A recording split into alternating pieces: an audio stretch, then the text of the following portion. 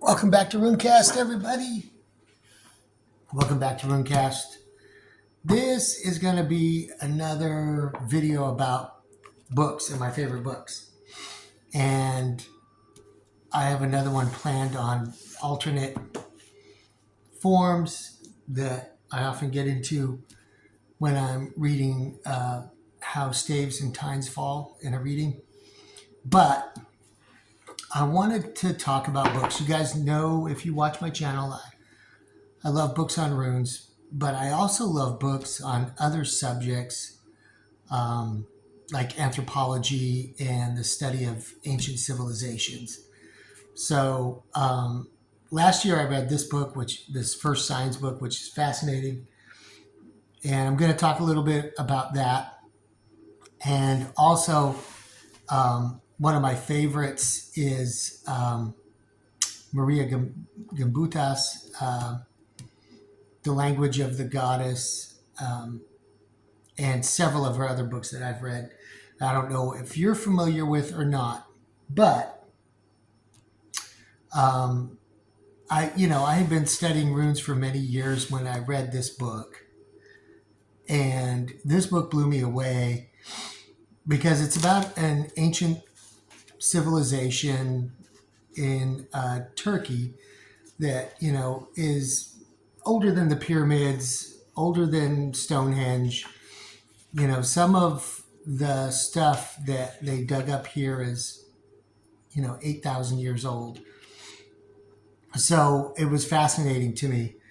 But Professor Gimbutas, postulated that this civilization possibly had writing and written language because of the iconography that they used.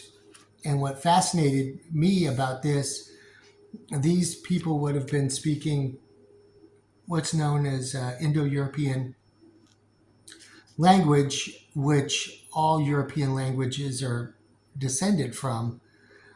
But the iconography looked very rune-like to me. You can see Kinaz there, Gibo,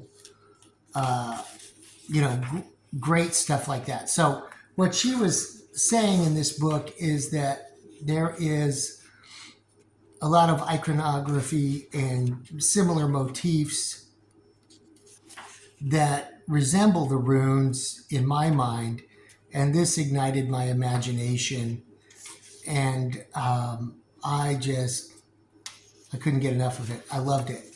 So you can see on these ceramics all these different patterns, but it was, and let me see if I can get to it. There was a breakdown of the different symbols. I forget if it was in the beginning or the end of this book, but so fascinating. You can see all this stuff that they dug up. What was amazing about this civilization is that they were highly advanced spiritual people. They had their own gods and goddesses that they worshipped. They were incredibly artistic, and they lived in, city-like towns. They had multi-story buildings. There's some evidence of running water in places. They were agrarian, and they had all these wonderful motifs. Let me see. I think, if I remember right, it's in the beginning of the book. Let me go to the beginning and see if it shows like a bank of all the different characters. But she goes on about all the bird goddess and the worship of the cow, the bovine, or like the Oracus. Here it is. So in my mind, I was thinking Ehwaz, maybe Hagalas. Were these the prototypes of the runes, like, 8,000 years ago? My mind was just racing with all of this. These wonderful designs, chevrons, the zigzags, the X, the cross, the Gibo or Gifin, look at, there's Othala right there, but, stacked, where it could also be ing. Just fascinating to me. And so when I was reading this back in the 90s, I kept thinking, like, what if I could get Freya Oswin to talk to Maria Gimbutas to see if they could, what kind of discussion would they have about these two ancient alphabets? Obviously, one like way more ancient than the other, but as these people moved westward and influenced the people who were living westward in Western Europe, they probably brought elements of this language with them, and it was incorporated into their own, religious beliefs, and also what their language was like and how their language was written and spoken. But yeah, what blew me away most about this, not only this concept that maybe these glyphs were also representative of sounds and words, but the age of this civilization, 6,500 BC, which would be like 8,500 years ago. 4,500 BC, which would be 6,500 years ago. So it got me thinking back to this famous page in Nigel Pennick's book, and how he talks about this mammoth skull with the same kind of iconography on it. And that these symbols, had been around for so many thousands of years. But yeah, I kind of rolled that thought around in my mind, and like I could write Freya and she could write the professor, or the professor, I could write the professor and she could reach out to Freya to see how these kind of things connected, because it seems likely to me that the forms that we know and love as the runes were descended from much, much older forms. And here we are, let me go back to this wonderful page again, maybe 8,500 years ago, we're working with these symbols, and it's just an amazing thought. You can see Sieg there. You can, maybe these were the forerunners. But then last year, I came across this book, which wasn't new last year. This has been out for a while, but Genevieve von Petzinger, who studies ancient signs, but from the cave dwellings. And she believes that there are some markings in there, and I think there's markings in the cave paintings which date back tens of thousands of years. So, and some of these looked very runic to me as well. So let me see, like, look at that.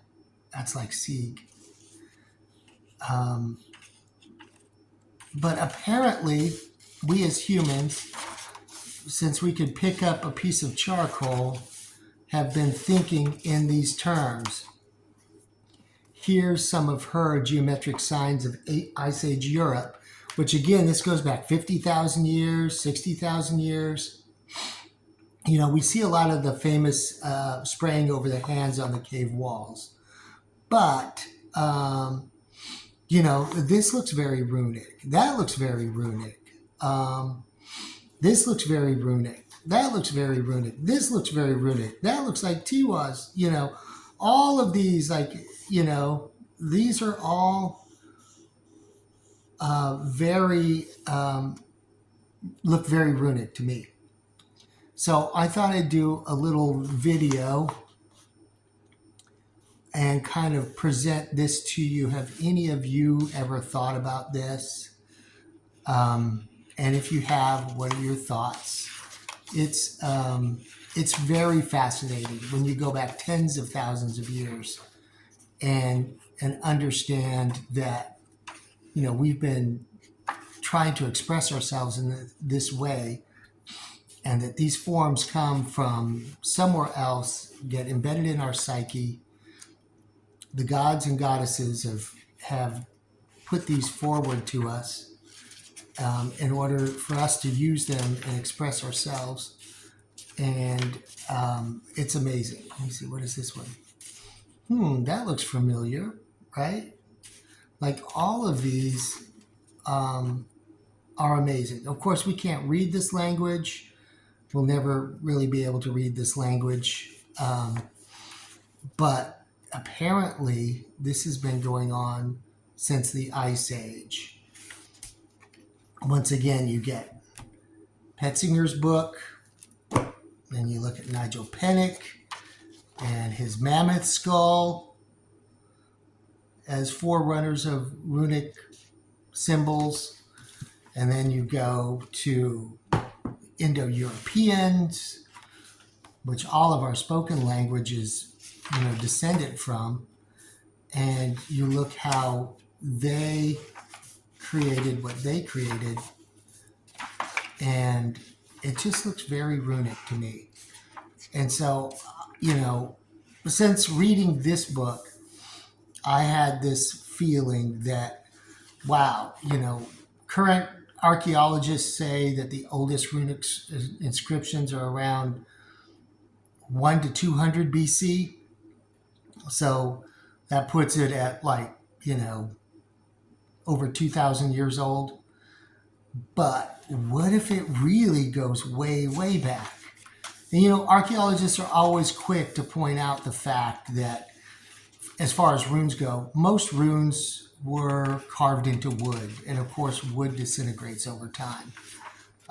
It wasn't until, later on when they started putting them on stone.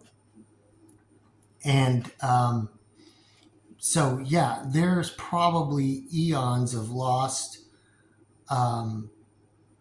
symbols, that we carved into wood that have just gone. They've all disintegrated over the years. But anyway, I thought I'd put this out there and just ask you, what are your thoughts about Ice Age, the birth of the Indo-European languages, and bringing it forward to the runes of the last 2,000 years? How far back do you think it goes? Are you with me? Do you think it goes all the way back to when we first began to draw in charcoal like I do, and that these symbols and these signs and these forces of nature and gods and goddesses were always working through our mind as we began to reach out and express it in written form? I think so. But what do you guys think? Let me know. Thanks for watching. See you soon.